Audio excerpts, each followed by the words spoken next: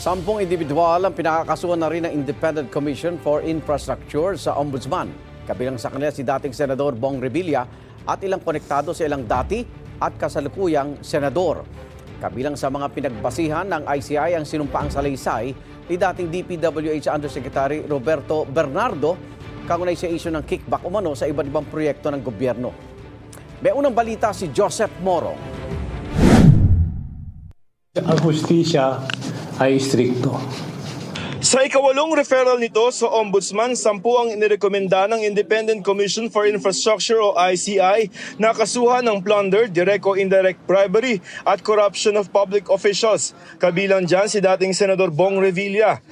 Ilan sa mga pinagbasehan ng rekomendasyon ng ICI ay yung mga sinumpaang salaysay ni dating DPWH Undersecretary Roberto Bernardo na isinumite niya sa komisyon. Why did we give weight on the affidavit of Yusek Bernardo? Well,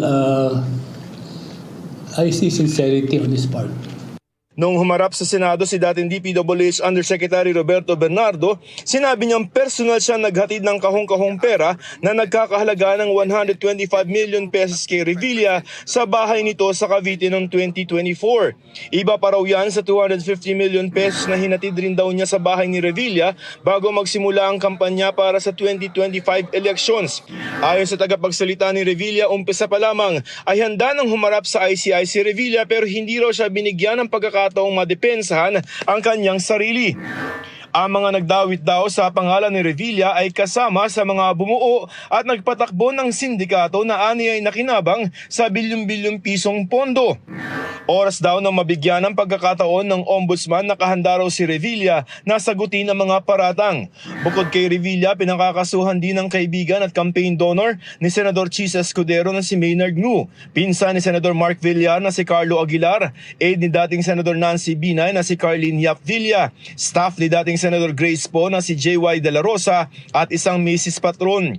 Gayon din ang mga opisyal ng DPWH na sina Jean Ryan Altea, Gerald Opulencia, Manny Bulusan at Ruel Umali.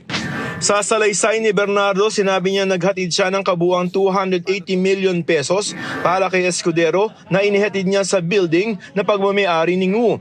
Si Villar kumikickback naman daw sa mga pondo para sa EDSA at sa maintenance ng mga creek at iba pang daanan ng tubig at idinaan umano ang mga komisyon sa pinsan ni Villar na si Carlo. Si Binay aabot daw sa 15% ang kickback na kinukubra raw ng aide nitong si Yap Villa. Si Poe humiling daw ng mga proyekto kay Bonoan sa pamamagitan ng kanyang staff na si De La Rosa at nakakuha raw ng 20% na kickback na kinolekta raw ng isang Mrs. Patron. Walang inirekomendang kaso laban kina Escudero, Villar, Binay at Poe. Pero pinaimbestigahan sila ng ICI sa Ombudsman para sa case build-up. Ayon kay Poe, ang rekomendasyon ng ICI na i-refer siya para sa investigasyon ng Ombudsman ay patunay na hindi sapat ang ebidensya para sampahan siya ng reklamo. Sinisikap pa namin makuha ang pahayag ni Escudero, Villar at Binay pero dati na nilang itinanggi ang mga paratang ni Bernardo. Sinisikap din namin makuha ang panig ng iba pang nabanggit sa ICI referral.